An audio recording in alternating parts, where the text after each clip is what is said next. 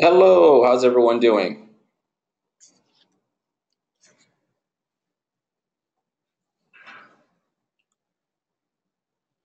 Good, good, good. Tired, says someone. Awesome. Well, I just wanted to pop on here on the webcam at the beginning just so you could see my face and while I introduce myself, just to get to know me a little bit. So, for those of you who aren't in one of my sections, my name is Terrence Washington. I'm one of the psychology of play instructors, obviously, here at Full Sail University. I've been here for over 5 years now, and yeah, it's a pleasure to be here with you on this Tuesday afternoon. At least it's afternoon here in Orlando, which begs me to ask the question, where is everyone joining us from? Where are you at currently? North Carolina, New Orleans, Valdosta, Kentucky, New York, Los Angeles, Minnesota, Colorado Springs, South Carolina. All right, they scrolled by really quickly. Is there anyone further than Los Angeles from Florida?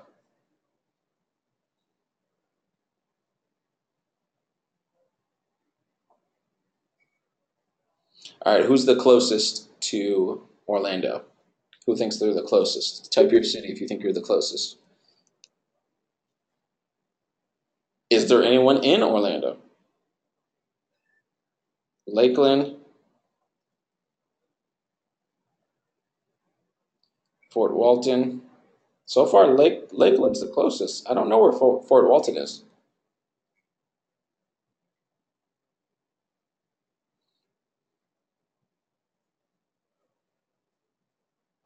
Awesome. What have you guys been up to this Tuesday so far?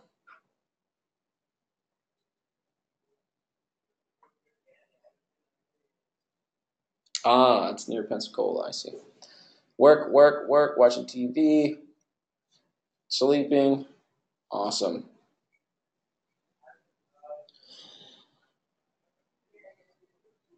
Cool. I actually just came from a meeting with the Orange County Public Schools. I actually run the Orlando Chess Club here in Orlando, as you can see from my shirt. And so that's what I was doing this morning. Then I had another chess meeting, and now I have this. So, yeah, working on the weekly plan. Good job, Dominic. Glad that you're working. Bonus points, Dominic. You get 5 bonus points. You want to know what you can use those bonus points for? Nothing. They don't mean anything, but they mean something in your heart. So that's what really matters. Okay? Yeah, right. Exactly. Awesome, guys. Well, I'm going to pop off the webcam just because I'm paranoid. And when I'm doing the lecture, I can't see myself while I'm lecturing. And I know I'm probably make weird faces and stuff, but I'm going to pop off the webcam. I'll pop back on at the end if we have any questions. But we're going to get started. So I'll see you guys in a little bit.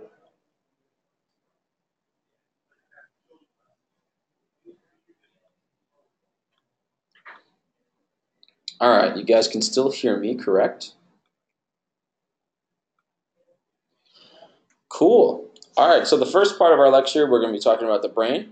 And in the second part of our lecture, we're going to be talking about positive psychology. So the theory that we're going to go over is called the triune brain theory, and it's just a way to think about the brain. It is from the evolutionary perspective. So we will talk about how the brain used to be and how it has transformed over time. Uh, the analogy that I always use, and it's super old, but I continue to keep using it because it's a good analogy, is to think about your brain evolving similarly to how smartphones evolve. Okay? So I want you to think way, way, way, way back. Let's not even just include smartphones, right? So let's go way back to the beginning of phones in general. What do you guys know about the invention of the telephone? Who invented it?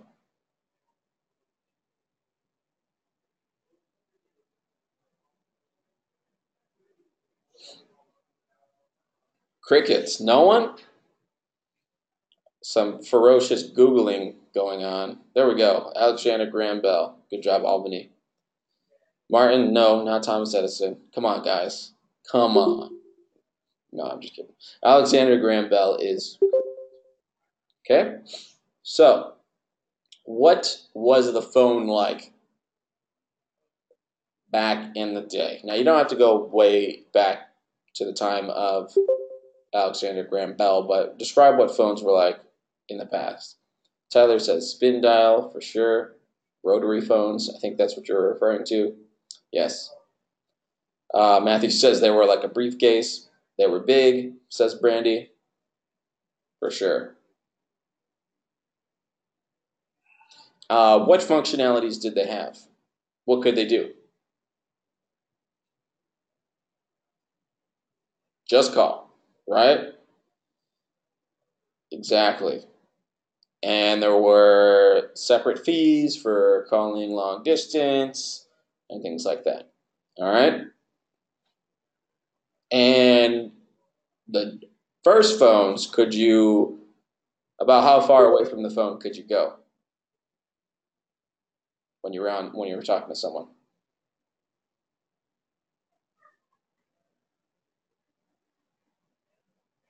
Just the length of the cord. Exactly. All right. And then the next evolution.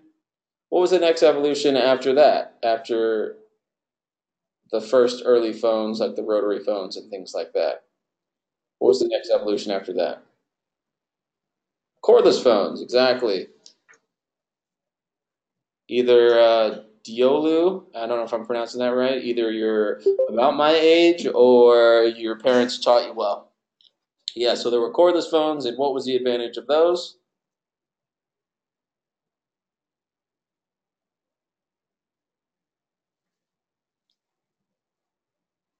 You could walk around the house, right?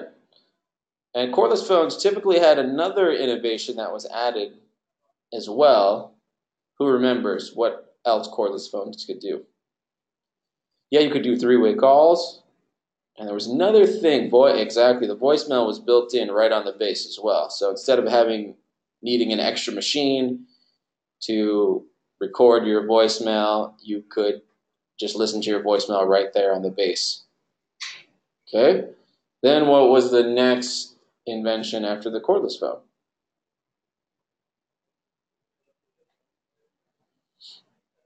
Yeah, we had pagers. We can go with that. So pagers, and what was the advantage of a pager?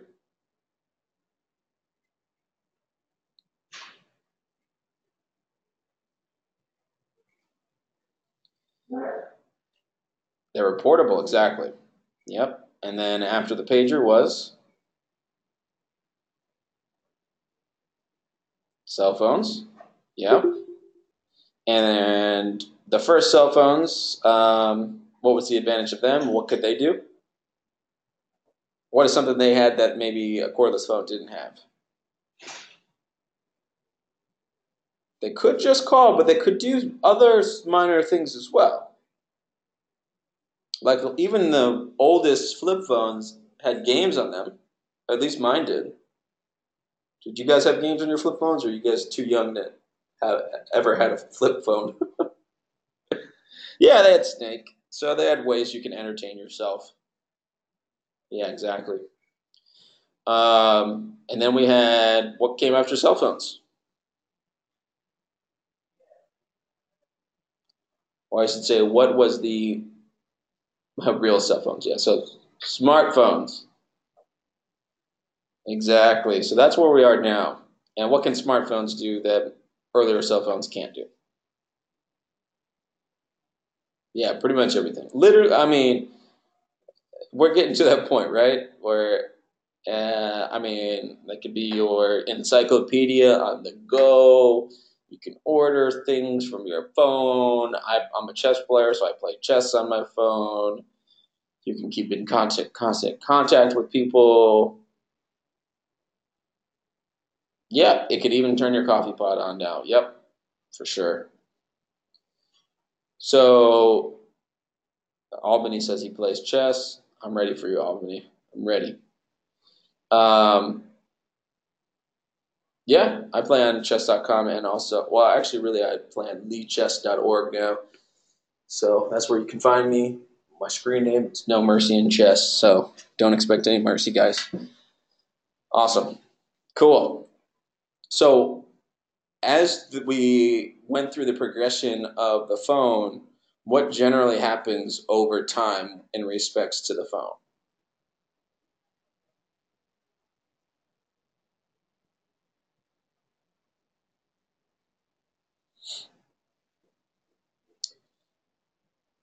So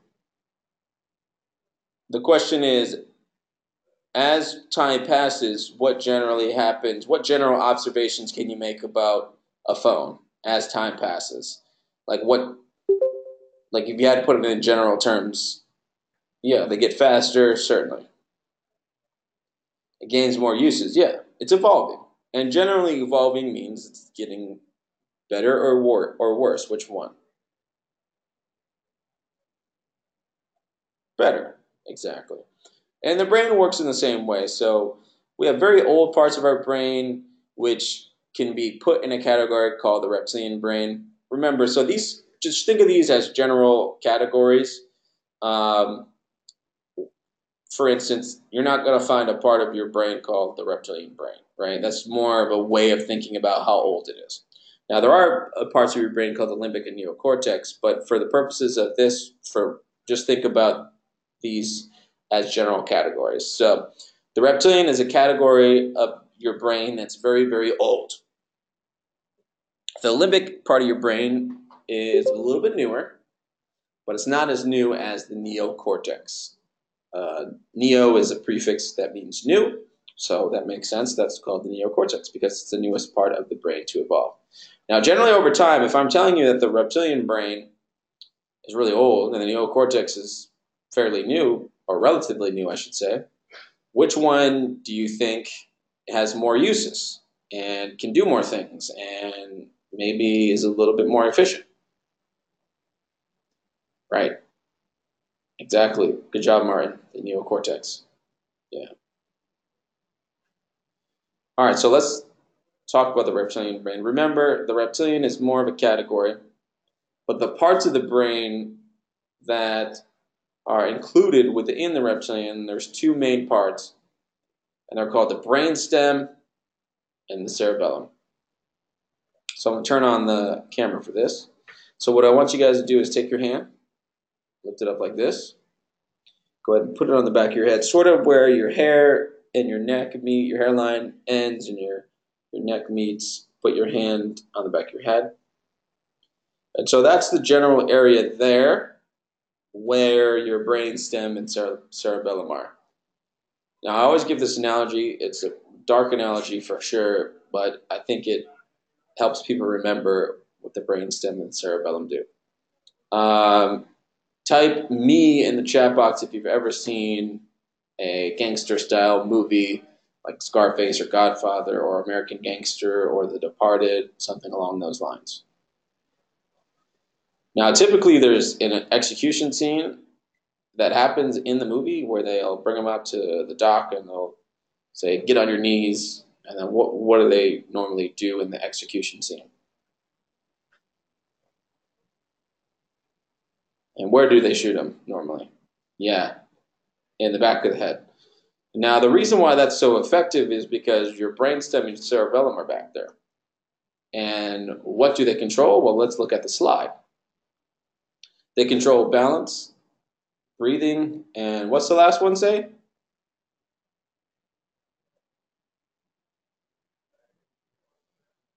Heart rate.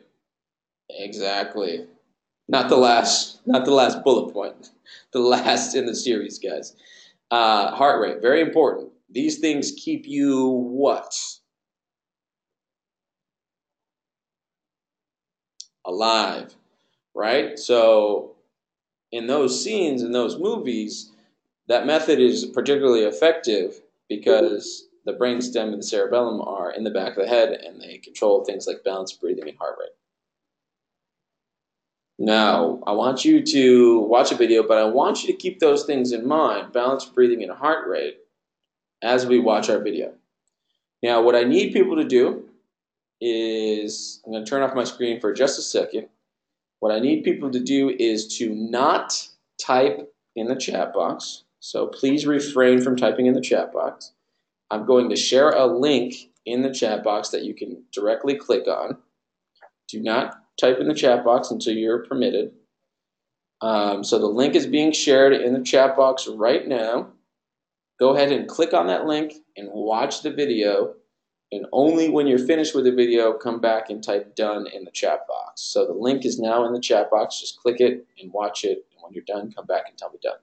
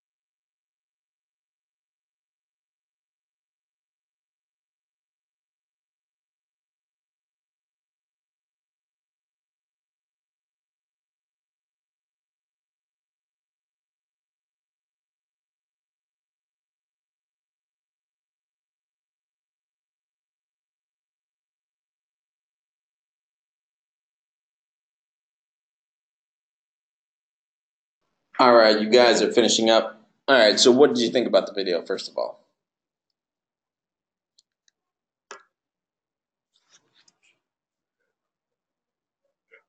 Yeah.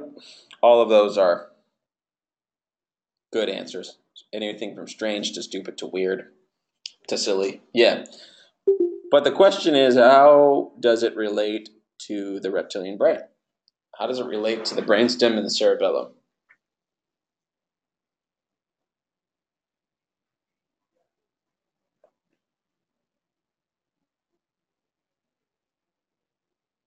Okay.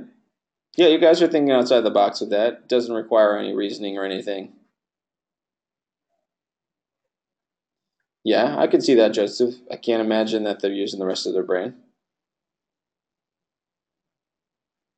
Yeah, doesn't require logic. Okay. You guys are definitely thinking outside the box. There's definitely more of an obvious answer, though.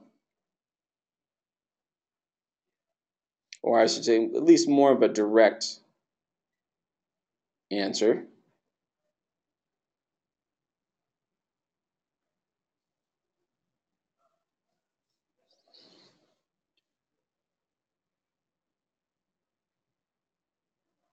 Okay. Again, you guys are thinking a little bit too hard about it. All right, let's take it from their perspective, okay? So you're in their shoes and you put a hot spoon in your mouth. What happens?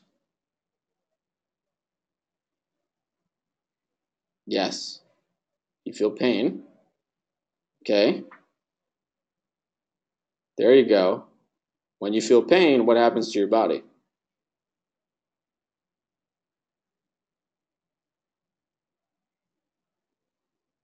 You tense up. What happens to your heart rate?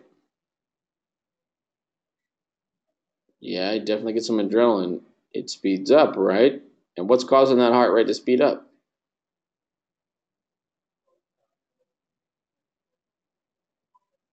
Brainstem and the cerebellum, right? The reptilian brain. The reptilian brain. Breathing, heart rate. Definitely breathing will increase, become more rapid and shallow.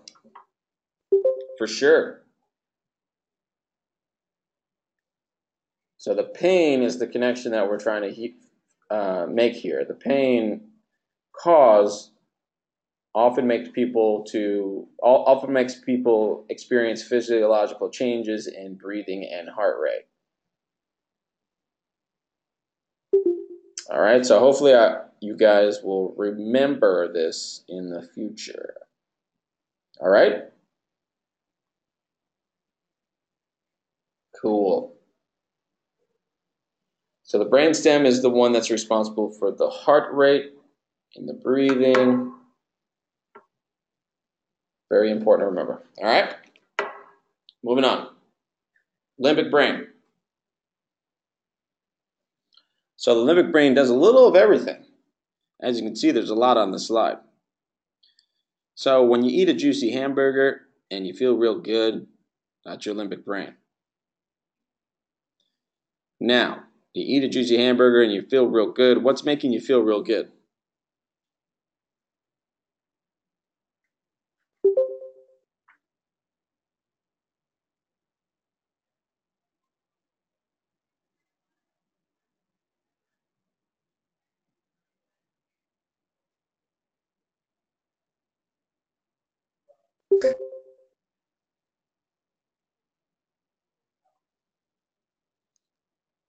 Well, yeah, the taste. Oh, there we go, Martin, dopamine. Yeah, so the dopamine is what's making it feel good within. So the reward is coming from our brain and it's going to specific receptors so that we what?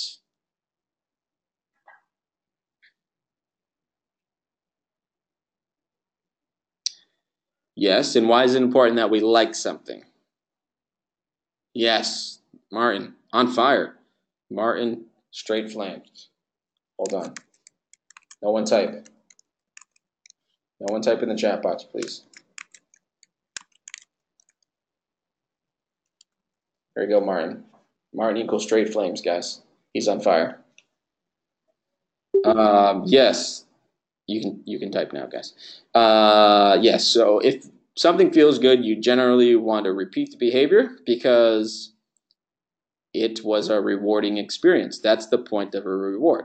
So your brain wants to reward you, so you do it again. And why does it want you to do it again? Yeah, me too. I'm hungry. Why does your brain want you to do certain behaviors again, specifically eating? So you live longer. Survival, exactly. And that's really the key word of our limbic brain. Our limbic brain deals with a lot of situations that can help us survive. Okay? That's the lens in which I want you to look through the limbic brain, is survival. Does everyone understand that? Okay. Remember, survival. So this next one will make a lot of sense. In the limbic brain, in the limbic system, there's a part of the brain called the amygdala. Again, through the through the prism of survival, what emotion do you think the amygdala deals with? I'll give you one guess without Googling.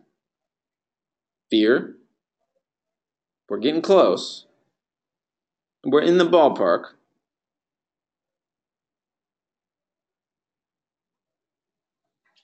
So we have some happiness. I'll give you a hint. The emotion, well, it's not really an emotion. I should say a state of, it kind of is, but it's more of like a state of being. And what it deals with is it deals with aggression. Okay, and the way that I remember that is the amygdala and aggression both start with the letter A. Yeah. Yeah, anger is close for sure. So amygdala and aggression both start with A. That's how I remember what it does.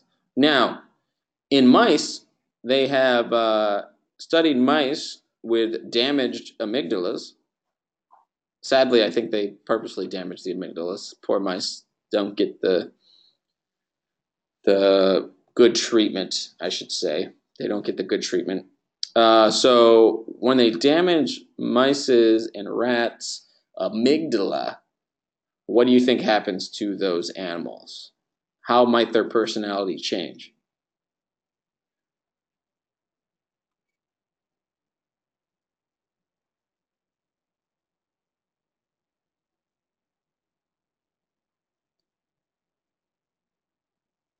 Yeah, they become really just chilled out and docile, for sure.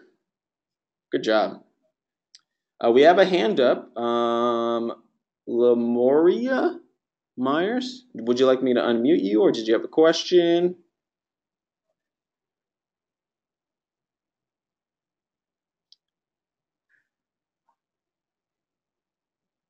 Or is your hand up by accident? Lamoria, you there? All right, we'll put the hand up. All right, moving on. All right, so memories. Limbic system also deals with memories. The specific part of the limbic system that deals with that is called the hippocampus.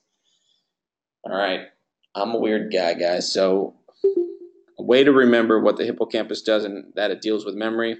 Specifically, it helps turn short-term memory into long-term memory. Very important. Is I think about a hippo on a college campus.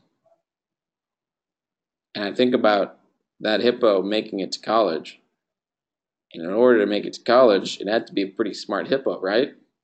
It had to be able to like study and remember things and have a good memory. It had to be, it had to have a good memory. So hippocampus, hippo on a college campus, deals with memory. Yeah, you're never gonna forget that again. I promise you. You're gonna be like 7 years old, and someone's gonna be like, "What does this hippocampus do?" And you're gonna be like, "All right, well, the hippo's on the college campus. Must be a smart hippo. Oh, it's got a good memory. Oh, memory. Bam. Totally remembering that. Never gonna forget it again. Told you. Dab.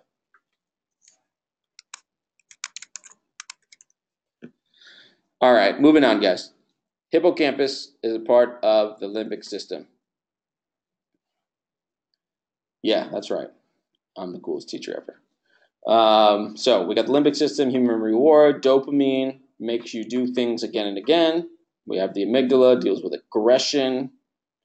We have the hippocampus, deals with memory. And then we have value judgments as well. Remember, we're looking through the prism of what?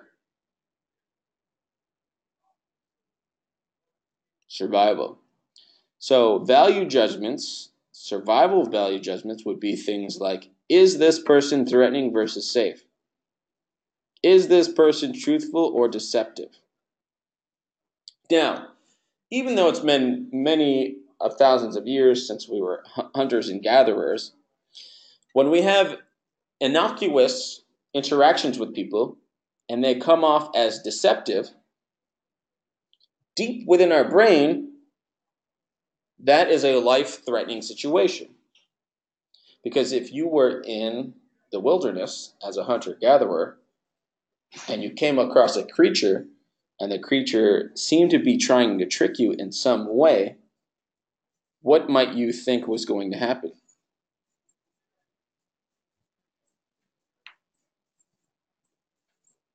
You might die, right? So even though we've evolved from that point, and generally speaking, we live in a safer world than back in the day, generally speaking, we still interpret these threatening versus safe situations, truthful versus deceptive in a survival way, even if it's not necessarily life or death. Who's ever met a person and for some reason they kind of just rubbed you wrong, they left a bad first impression, nothing really serious happened, but you kind of got a creepy vibe. Yeah, exactly. Yep. So that is your limbic system coming into play, helping you make value judgments that help you survive. And that's why these first impressions can be so strong sometimes. All right, so what I want to do is I want to, yes, Williams has a question. Danone, Danone, do you want me to unmute you? Or would you like to type your question?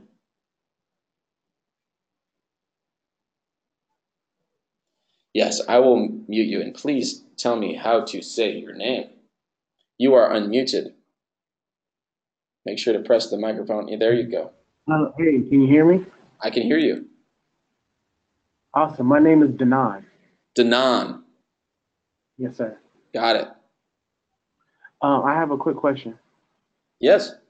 and I apologize if this question is premature. You may go over it, but in relates to the homework tonight with our planner, like the weekly planners, is this has to be different from the ones we turned in last week, or can we turn in the exact same thing? Yeah, so I would encourage you not to turn in the exact same thing. For number one, the questions at the bottom change every week. And number two, I just want to encourage you guys to try new things each week. Certainly, the work category can be the same because for most of us, that stays pretty consistent. But for the play and push category and even the fit category, I encourage you to switch those up and try new things. So, yeah, Okay, awesome. Thank you so much, sir. no problem. Good question. All right, so I'm going to share a video with you guys. Share a video with you guys. Please, no one type in the chat box. Do not type in the chat box. I'm sending the link now. Go ahead and click the link, and then only when you're done watching the video, come back and tell me done. So go ahead and click the link in the chat box. Do not type until you're done.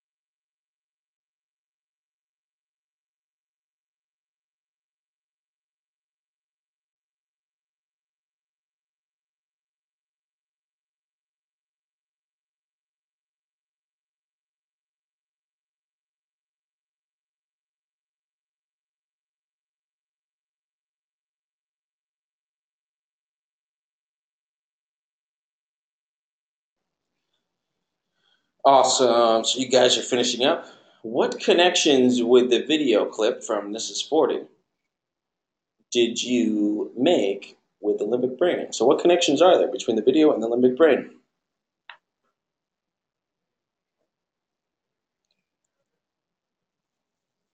What kind of emotions?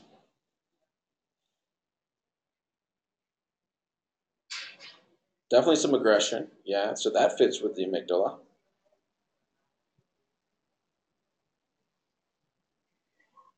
What else?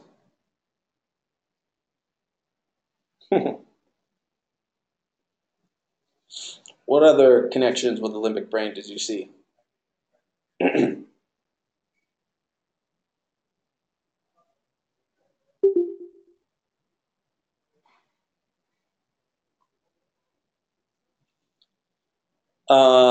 Yeah, if he was deceiving himself, that wouldn't really necessarily fit with the truthful versus deceptive thing if he was doing it to himself. What about memories, guys?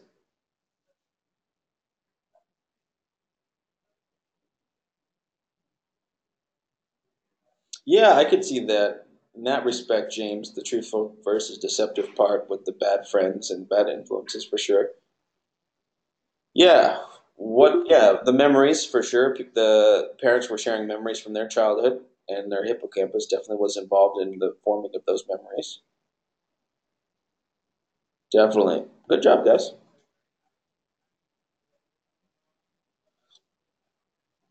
Now, if you were to say, okay, well, first of all, people think that we're not animals. Yes, we are animals.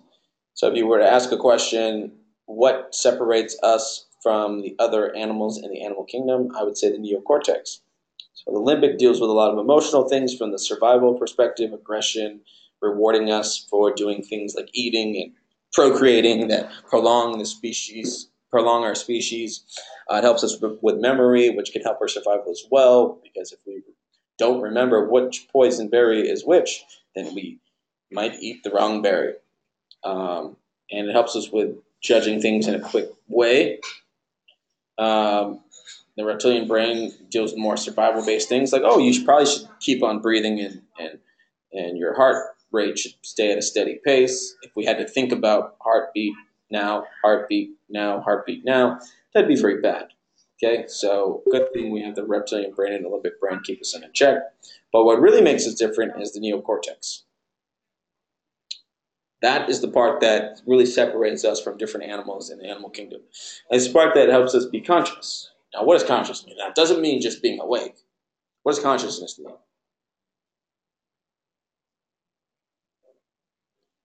Yeah, we're self aware. We have that internal experience of what it's like to be a human being, right? That's the lights are on, so to speak.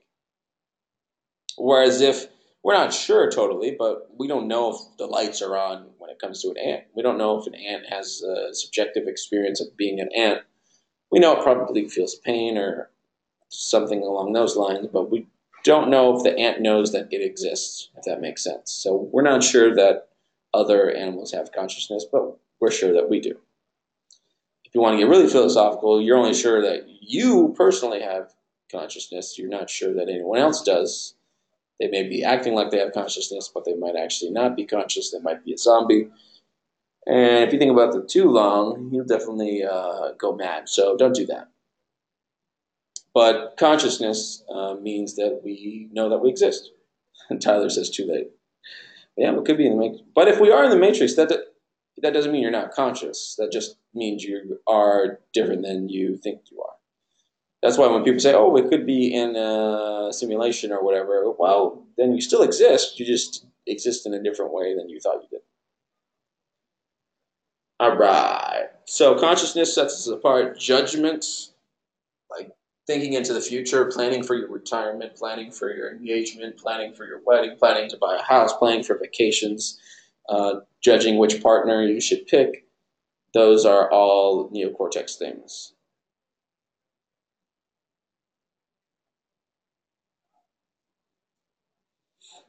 Right from wrong, yeah, sure.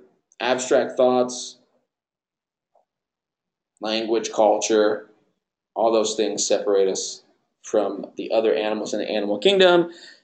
We have four lobes as well. which will go over the four lobes of the neocortex in just a minute. But I want to show you a video real quick. Again, no one type in the chat box. Please avoid typing in the chat box while I copy and paste the link. Only type when you're done watching this link. Go ahead and watch that link. Thank you very much. Go ahead and watch that. And when you're done, come back and tell me that you're done.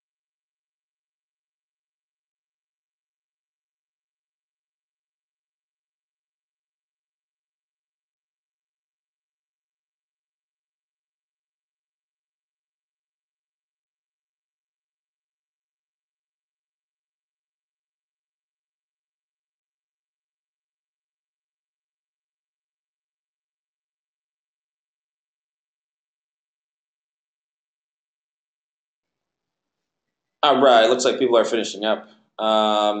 What connection is there between the video and the neocortex brain? Yeah, that guy, Horobov, I think his name is. He's one of the funniest announcers in chess because he gets so excited.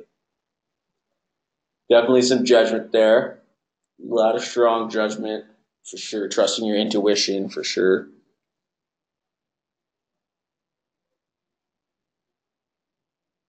Yeah, gave me anxiety as well for sure. Yeah, so definitely abstract thought, judgment, thinking outside the box for sure. A lot of neocortex there.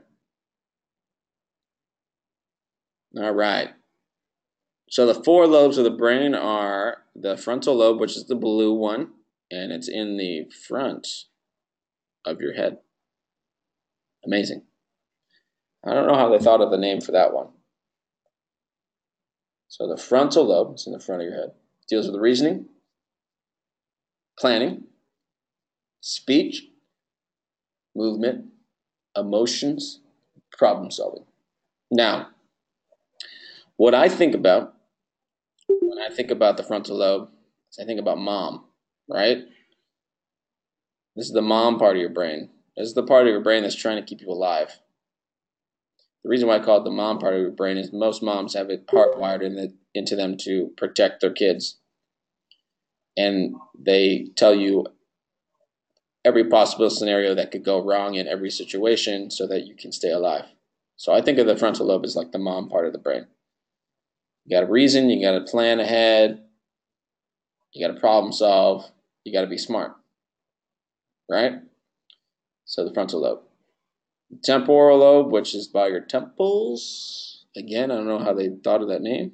Right above your ears, deals with auditory. It's by your ears, so it makes sense. Memory, auditory perception, memory, and speech.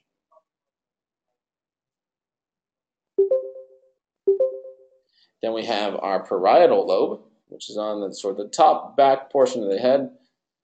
It deals with movement, orientation, recognition, and perception. Now, since you have two hemispheres, the same thing is true on both sides of your head, right? So to put the webcam on, since you have two hemispheres, your brain is kind of split down the middle just like this. So this part on this part is called the frontal lobe, and this is also the frontal lobe, even though it's technically not connected because your brain is split in two and it's connected by what's called the corpus callosum. So even though it's technically separate parts of your brain, this and this would combine to be your frontal lobe. Parietal lobe on each side, a temporal lobe on each side, and then an occipital lobe on each side, which is in the back. So the occipital lobe, that's why when you bang your head sometimes you see stars.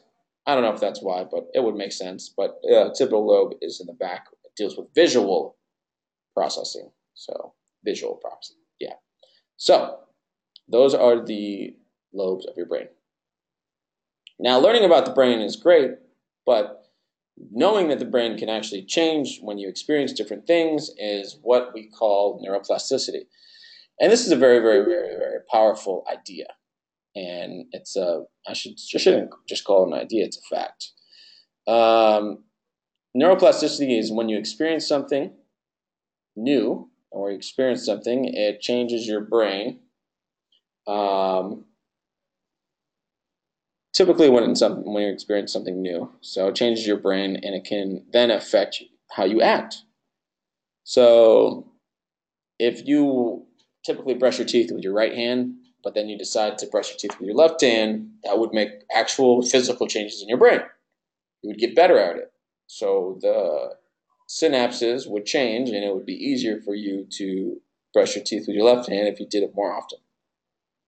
So I have this great video that explains neuroplasticity. I'm going to share it with you.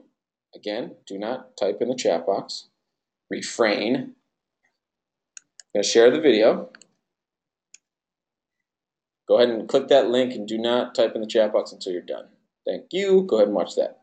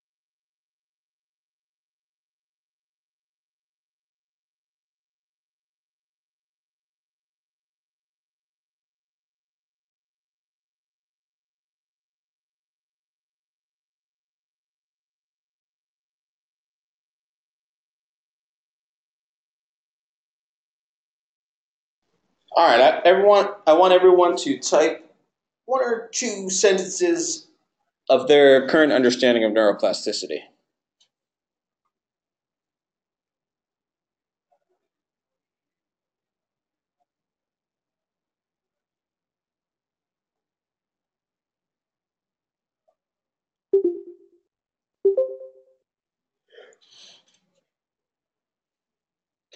The more you practice something new, the better you get.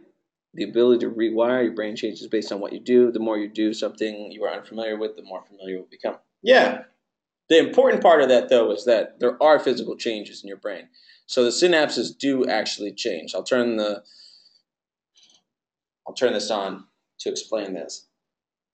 So you have cells throughout your entire body. The cells in your brain are called neurons.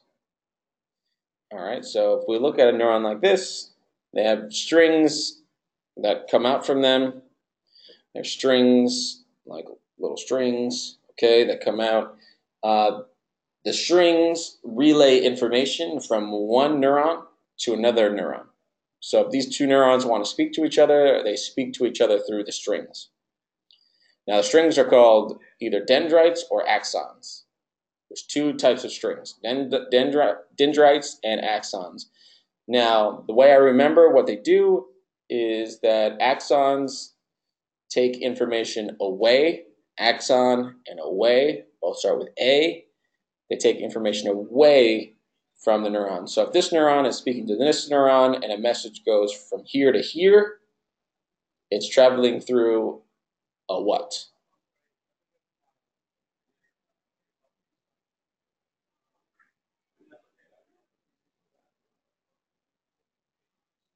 So the information will be traveling from this neuron's, if flow of information is going this way, it's traveling out of this neuron's axon, away into the synapse, which just is a space between the two neurons, and it's traveling into the dendrite of the other neuron. Does that make sense?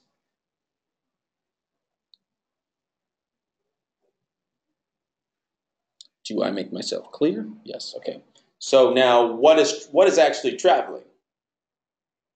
What's traveling are what's called neurotransmitters, and they help the synapses connect with each other and tell the synapses how to move your body in certain ways and how to react in what amino acids, and it controls your entire body. Your brain controls your entire body, right? So if this neuron is speaking to this neuron, and then flow of information is going this way, then is the axon or dendrite of this neuron being in use? Which one is it? Is it the axon or the dendrite? If it's going the dendrite, is it going this way?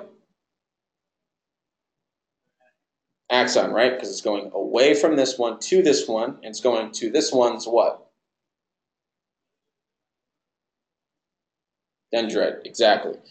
And it's traveling through a physical space, literally it's just a space, called the what?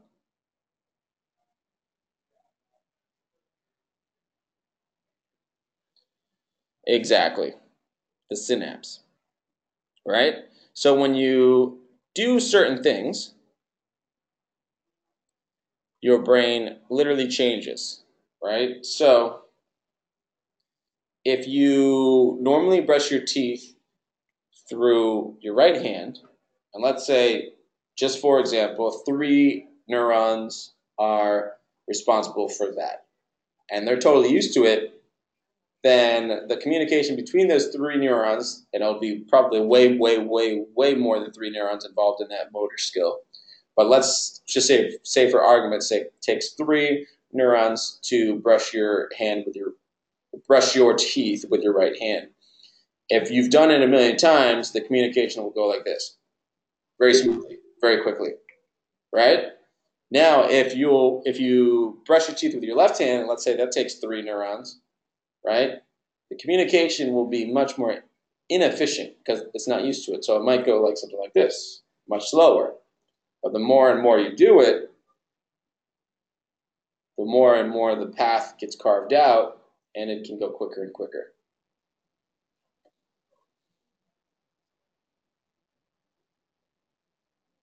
Yes, exactly. An unrecognized task is going to take longer to process. But I want you guys to get it drilled in your head that it literally is a physical change. So the highways are literally physically changing in your brain. Now, this could be both good and a bad thing. So if someone has a stroke, it'll change their brain and it'll take away abilities. But because we know neuroplasticity exists, you can also reverse those things by doing rehabilitation and getting those faculties back. People who experience prolonged stress and anxiety, those stress hormones can actually reduce certain parts of their brain, including the hippocampus. That could be a negative effect of neuroplasticity, being exposed to stress too long. But also, if you learn skills, like if you are a musician, that grows certain parts of your brain. Chess has been shown to slow down Alzheimer's a little bit, which is exciting. People who've suffered strokes can come back from it by going through rehabilitation. And yeah, so your brain can definitely change for the better or the worse, depending on the experiences that happen. Now, as you can see, the 2-year-old has the most densely populated brain when it comes to synapses, and that's why it's so easy to learn things when you're 2. So when you're 2 years old, everything is so densely populated in your brain in terms of synapses. You can pick up languages very easily. You can pick up new tasks easily. You can learn new things very easily. It's a fresh brain. It soaks up things very easily. I love this quote that explains neuroplasticity, but in a sort of philosophical way almost. So, a single footstep will not make a path on the earth, so a single thought will not make a pathway in the mind. To make a deep physical path, we walk again and again. To make a deep mental path, we must think over and over the kind of thoughts we wish to dominate our lives. Now, the reason why this is important is because if you know your brain can change, well, actually, let's look at the opposite first. Let's assume that you thought your brain stayed the same all the time, which is probably what people thought for a long time. If you thought your brain, once you got to adulthood, it just was the way it was, then when things happen like strokes, you wouldn't even try to do rehabilitation because you would just assume that nothing could get better. Or you can't teach an old dog new tricks, as they say.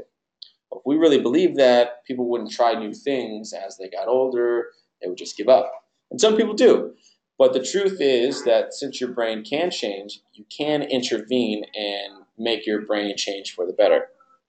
More importantly, you can prevent bad things from happening in the first place. So if you do a lot of brain games, this can reduce your chances of getting Alzheimer's. If you have a healthy lifestyle, this can help reduce the chances of depression and anxiety affecting you as much as they do. So that's why neuroplasticity is important, is because it helps us intervene and change things that need to be changed, and it helps us prevent things from happening in the first place. So that's why neuroplasticity is very important. Does that make sense, guys? Awesome. Great. So that brings us to the end of our first half of the lecture. I will pop on and see if anyone has any follow-up questions about the limbic brain, evolution, anything like that.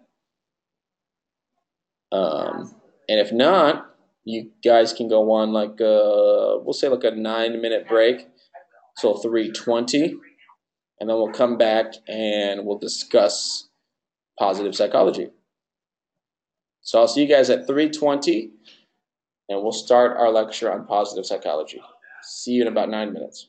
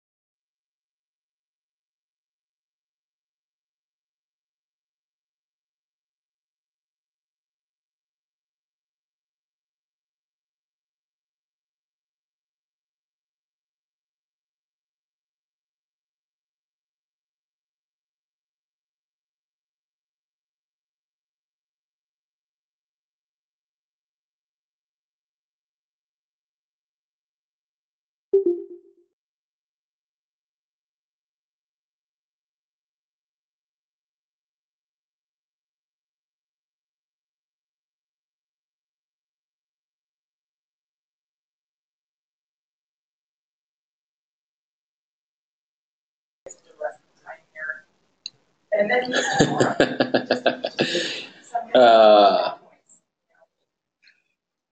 hope you guys. Oh wait, you guys could see that whole thing. Oh no, just kidding. Hope you guys enjoyed our halftime break. Now we're gonna talk about positive psychology, and then I'm gonna go take a nap. How's that sound, guys? Who's with me? Who's taking a nap after this? Me. And I apologize if you guys hear background noise here at Full Sail. My apologies with that. You don't take naps? Kids equals no naps. Man, I ain't got no kids. I go home, I take a nap when I wants to, because that's what I do. All right, got some sun chips in me, feeling good. So positive psychology, we're going to learn about that. So I want you guys to tell me what comes to mind when you see this slide here. Anything that comes to mind, just type.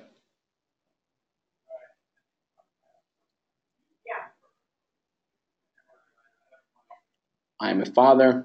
Freaking awesome, says James. I'm a stranger. Ooh, deep. I'm a YouTube gamer. I am motivation. I am strong. I am hungry. I am a loner. I'm tired. I'm a writer. I am awesome. I'm wise. All right. Now I want you guys to tell me what comes to mind when you see this slide.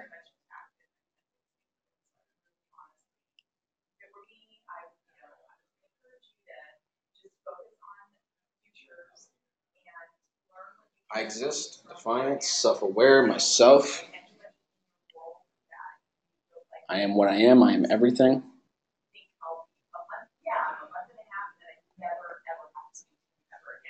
Who wants to get on the microphone and tell me how these things are different?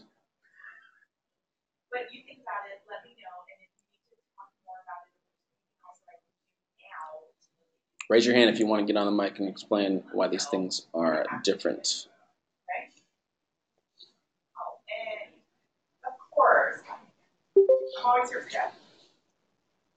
Come on. You can do it. We're all just human beings. Just requires you to be open to speak to other human beings. Who wants to raise their hand? Come on, someone. There we go. Travis.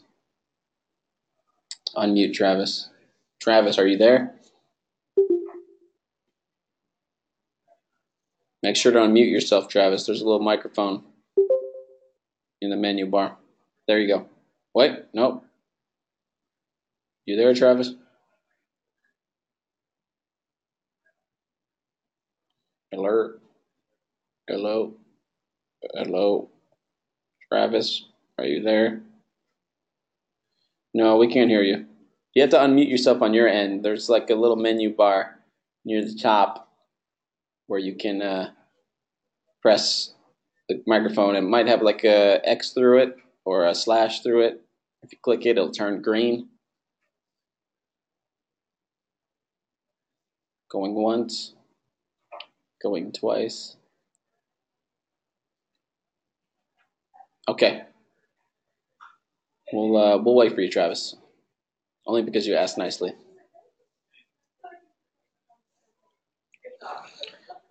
Do do do do do do do do do do do do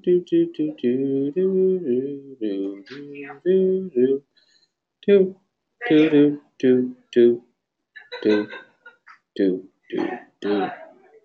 All right, Travis is back, guys. Perfect timing. Let's see if we can get his microphone to work. And here we go. In a 5, in a 4, in a 3, in a 2, in a 1, and still silence. Right. Well, this has gone on for way too long. So we will move on, which is okay. All right. Who else wants to raise their hand? Anyone? Anyone? All right. We got a couple hands. We got James. Let me unmute James. What up, James? James, James, James, this is going real well, guys. All right, we got another hand. Let's try a third hand. We got Joseph. Joseph. There we go. Hey, Joseph. I'm thinking that like the difference is like you're, um, I guess, including yourself in something else when there's no period, but it's all just you with the period. Yeah, that's a good way to put it. Thank you. I appreciate it. Yep. Let's see, Justin. Justin, are you there? Yeah, you can hear me? Yes, I can hear you. All right, I'm thinking that I am with the period. It's like, someone asking you like, who are you? Well, who is the king? And you say I am, and without the period, it's kind of like, saying that like, I am going to let me see. Like I am the one, like I am the one that, that did something. Yeah, that's a good way to put it as Makes well. sense? Thank you. Right. Good answers, guys. Awesome. Yeah, I agree with all you guys. I agree. I feel like I am without the period is, yeah, descriptive, where you're trying to add things in, and that those are the parts of life that we spend a lot of time on defining ourselves, right? So I'm a chess player, I'm a son, I'm a boyfriend, whatever it may be. We like those aspects of our life, and we like to add new things to our personality, and that's a good thing. Um, However, there's another part of our personality that we need to spend time on. It's the part that just is. And I know that doesn't sound like that sentence should end there, but there is a part of you that just is. And you have to be at peace with that part. You have to be comfortable with that part. You have to be comfortable with, at the end of the day, you're a person. Like, and we are all more alike than we are different. So the fact that you are connects you with everyone else and connects you with everything that is, because everything is, and so are you. And not having to go that extra step and add something on, it can be a really terrifying but also very peaceful experience. And it can really help you with things like depression and anxiety when you realize your worth and your happiness is already there. You just kind of have to connect with it. So that's sort of how I see positive psychology. Is it's the entire picture of your entire being, right? So it's not just fixing what's wrong, very important part. That's super important to fix what's wrong, but it's acknowledging the other parts of yourself as well. What's wrong, everything kind of that's in the middle that we would consider like mundane or boring, everything on the positive end of the spectrum as well, your strengths. It includes the entire experience of what it's like to be a human being. Now, we're going to switch gears in a very drastic way. We're going to talk about the history of World War II, before and after, okay? And well, how I should say it really is we talk about the history of psychology in respects to World War II. So, what do you guys know about World War II? James said he just had an eargasm. James, I'm guessing you really love history. You love history, especially World War II. Just give me the highlights, James. All right, you know what, James? I'm gonna let you have your moment of shine. I'm gonna unmute you, James. James, don't get shy on me now, James. All right, unmute yourself, James.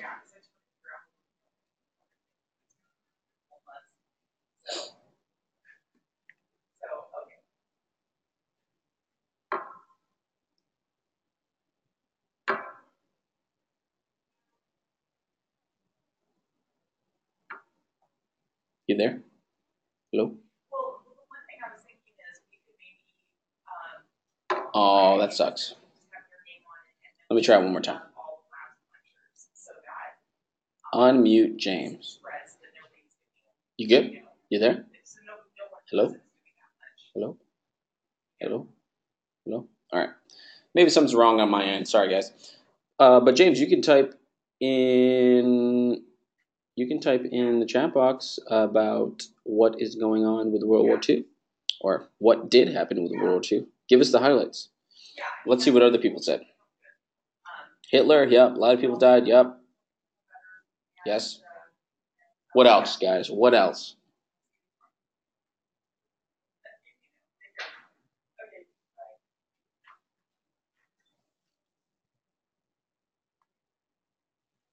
A lot of prejudice. Yeah, for sure. Invasion of Poland started World of Crap, multiple continents for about 7 years. Justin Jones said Marco Polo. I think that's a bit off, unless there's a Marco Polo from World War II as well. I think that's off. World War II, Hitler, Duda, Desmond Todd, Holocaust, Schindler, PTSD. Yeah, you guys are good. All right, so I prepared a clip. Well, I didn't prepare it, but I have a clip for you guys. Now, if you were in the service or you have you're easily triggered, definitely don't watch this video. It's going to be a video of World War II. Don't type in the chat box, please. Go ahead and click the link if you'd like to watch it. If you don't want to, you don't have to. It's 5 minutes long. But go ahead and watch that clip. And when you're done, you can come back and type done in the chat box.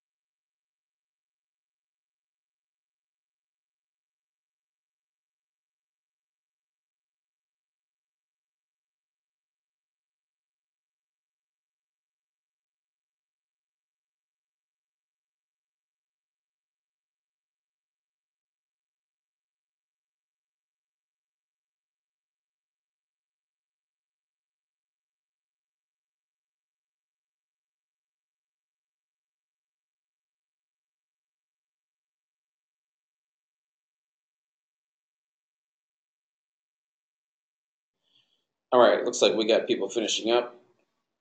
We just had someone raise their hand. Alyssa. Hello, Alyssa. Are you there? Hi, yeah, I'm sorry, my toddler hit the button. Oh, okay, you don't have a question? No. Okay.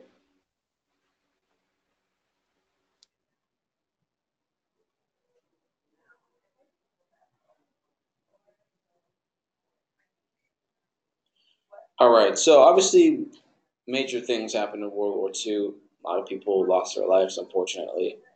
Um, Before the war, the field of psychology had a very balanced approach with focus on very high, what we call positive, very high negative, and also everything in between. Before the war, their focuses were to cure mental illness. Um, on the one end of the spectrum, the other end of the spectrum, identify and nurture high talent, and then in the middle, making the lives of all people, me, you included, more productive and fulfilling. So I feel like that's a very balanced approach, negative, positive, everything in the middle, curing mental illness, being the negative, identifying and nurturing high talent. People who are really good in certain areas, people who are, very talented.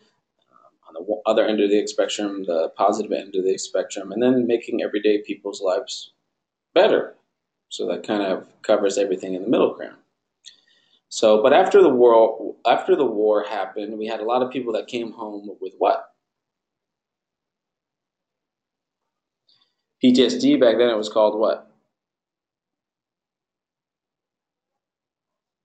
Shell shock. Yeah. So a lot of people came home with shell shock, and this kind of shifted things. In 1946, the VA was founded, and thousands of psychologists realized they could make a living treating mental illness.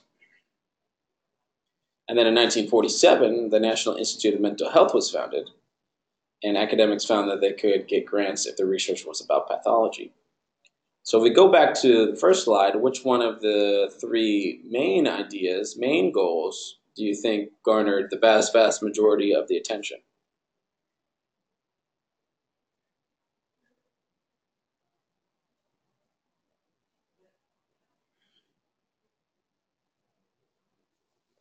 So the VA is founded and the National Institute of Mental Health is founded.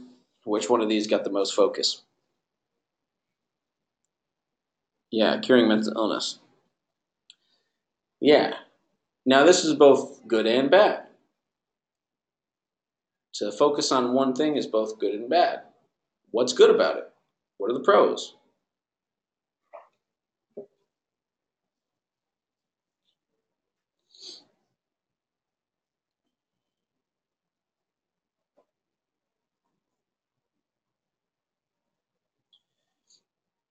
You make advance.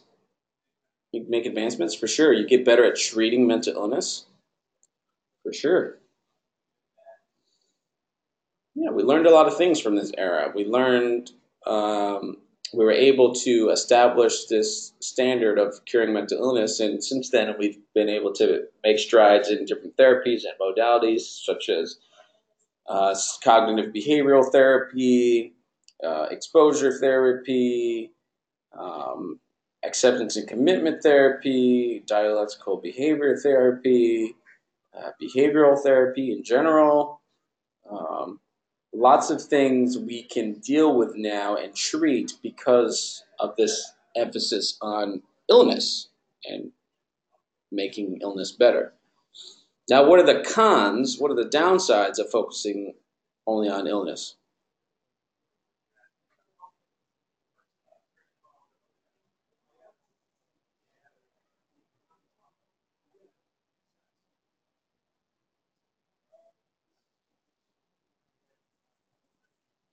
Tunnel vision, yeah.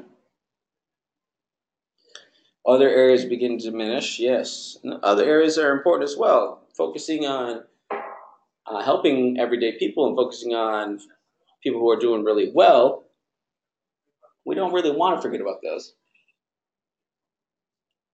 Yeah, people without mental illness maybe suffer from lack of advancements. Yeah, definitely forget the bigger vision for sure, guys. Nice work. Well, Martin Seligman, And Mihai, Chick sent Mihai. Yes, he's got a crazy name, but it's just pronounced Chick sent Mihai. Mihai, Chick sent Mihai. They came back and they were like, hey, focusing on what's wrong is very important. And this is what I want you guys to remember. Listen very closely. Positive psychology is about and. It's not about or. What will really drive us up the wall is when you say, oh, positive psychology is about focusing on positive. Oh my God, that'll make us rip our hair out. Yes, that's a part of it. But positive psychology is more about looking at all aspects of one's life, including and not forgetting about the positive aspects of one's life. What one is doing well in areas in which one is thriving, areas in which one is well and happy, areas in which one has very high talents and very high abilities. It's not choosing that over the illness parts of ourselves, but it's looking at the holistic picture.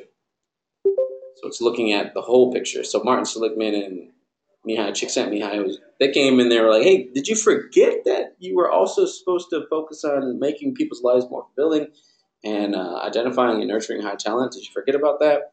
So that's what they came. They wrote a paper to remind everyone about positive psychology. Basically, what they said is the field of psychology is not just the study of pathology, weakness, and damage. It is also the study of strength and virtue. So again, also is the key word. Positive psychology is about and, not about or. So yes, illness is very important to study, but so are strengths and virtues. Treatment is not just what's fixing what is broken, it's nurturing what is best. Positive psychology is not based on wishful thinking or fads. Instead, it tries to adapt the best aspects of the scientific method to unique problems human behavior presents for those who wish to understand it in all its complexity. Basically, this isn't a late night infomercial at 4 a.m. where we're trying to sell you on, some crystals that will make your cancer go away. This is things that have been studied and things that can be supported through the scientific method and studied in a way that we can actually help people with evidence behind it. They also said that psychology is not just a branch of medicine concerned with illness or health. It is much larger. It is about work, education, insight, love, growth, and play. So, there's this great video in your reading that you must watch. It's called The Happiness Advantage.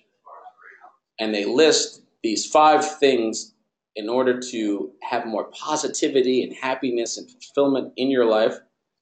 Not to ignore everything that's going wrong, but to just balance it out with positivity and gratitude and get on that train of gratitude. So they listed 5 things, which we will do one of them right now. As I go grab my charger, I will tell you what to do. So you guys are going to do a random act of kindness now, or what we call a conscious act of kindness. And you're going to call someone. And I want you to call someone on the phone, and here are the rules. Call someone that you want to express gratitude towards. This could be your mom, your dad, your aunt, your uncle, a cousin, a friend that you lost contact with, someone who you promised that you would keep in touch with and you didn't. And yes, I say this every month, but yes, we even have people who call their ex-girlfriend or boyfriend. It happens every month just to, get some closure. So here are the rules. Yes, you have to call someone. If the person does not answer, you have to leave a voicemail. You also have to call one more person. And if they don't answer, leave a voicemail. And if 2 people don't answer and you've left 2 voicemails, then you gave it an honest try, and I'll let you slide on that. But when they do call back, I expect you to answer and talk to them.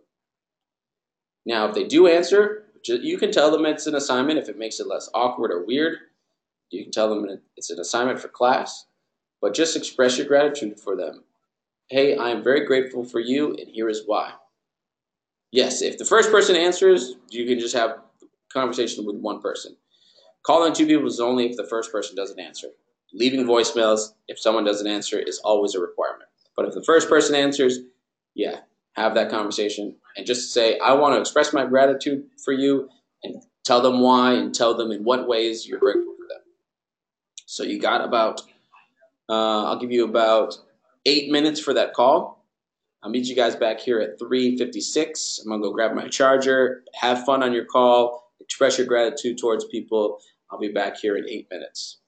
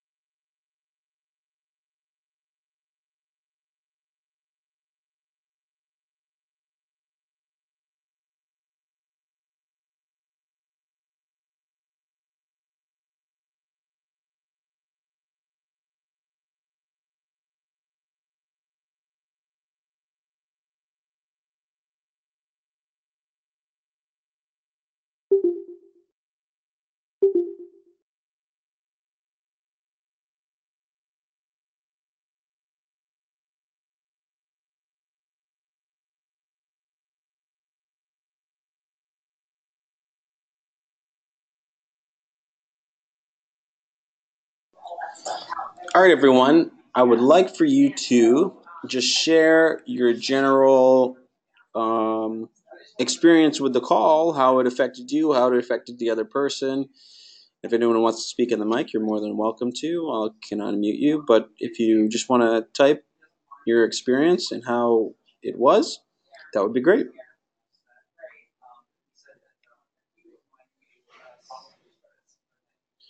James said mine was pleasant and made me more appreciative for the person. Joseph said lots of confusion.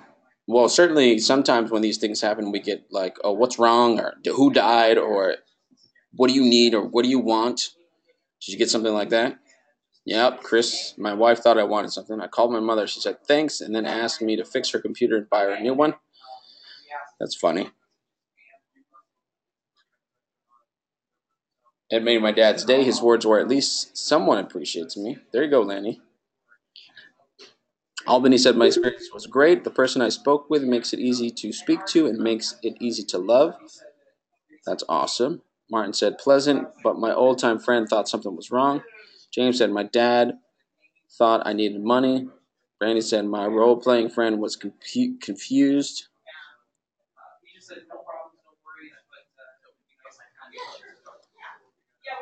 Now, to me, I like to pick up on clues, right? So if someone thinks that something's wrong or that you want something, when you call them to tell them thank you and that you appreciate that, what message could you receive from that?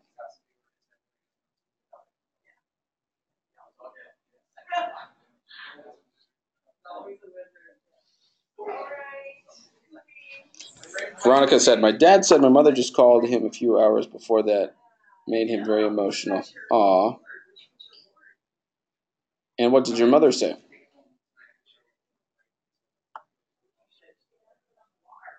I'm curious what your mom said to your dad. Rebecca said, I spoke to my G mom. I almost cried. She was very appreciative. That's awesome.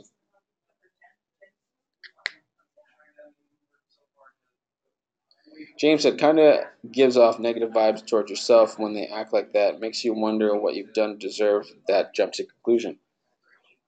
Or, James, another way to look at it is that in our society, being nice for no reason is considered suspicious. Or, within the context of your relationship, maybe being nice for no reason is not a normal part of the relationship. And in order to change that, you could do it more often. That's awesome, Veronica. Are your parents still together or are they separated? Just curious. I got a master's in psychology. That sort of thing interests me. James said Connor self-reflective. James said, yeah, no doubt. Jeremiah said, my experience was strange. My mother thought that something had happened. She was worried and wanted to make sure I was all right. Yeah, the sole fact that your mom thought something was wrong just because you called her, Jeremiah, maybe call her more often. Maybe that's what she wants. She shouldn't be worried about you if you call her. So to me, that's a clue that maybe you guys should do it more often. I know I don't do it as much as I should.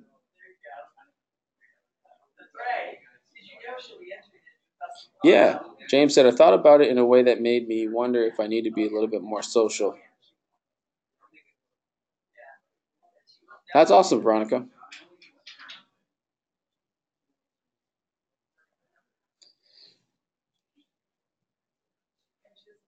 Albany says, I kind of consider these as broken relationships. Well, if you want to repair a relationship, I'm always the proponent of it can always be fixed. I'm sort of along those lines. Well, not in every single scenario, obviously, but for the most part.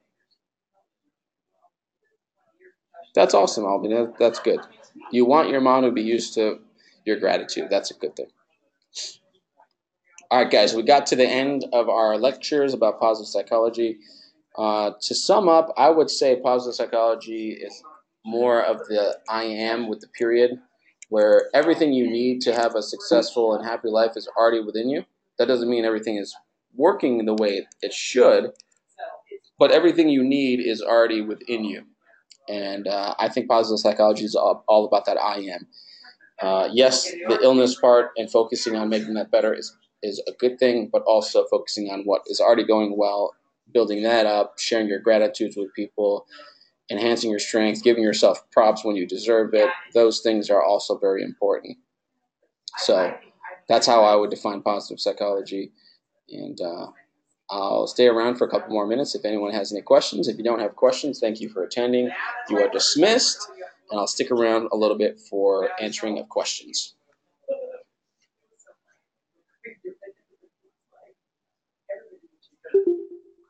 Thanks, James. Thanks, Tyler. Thank you. I appreciate that, Brandy. Thank you. Thanks, guys. Thanks, Dominic. Thanks, James. Thanks, Martin.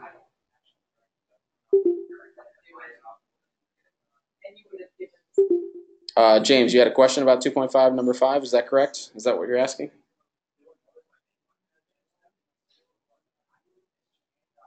What do other people call you? Brandy?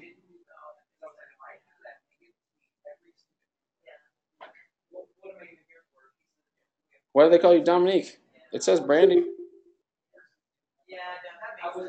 That's the only name I see here. It says Brandy. Oh, I see. Well, now I know.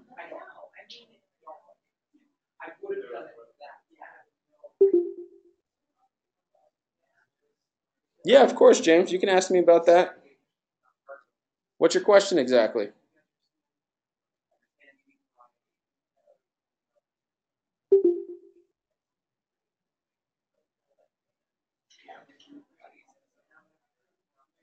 Well, you typed in your name when you entered the GTT, Brandy, so that's probably why it says Brandy. Okay, people have questions about the ad? Yeah, so it's just, let me pull it up on my end.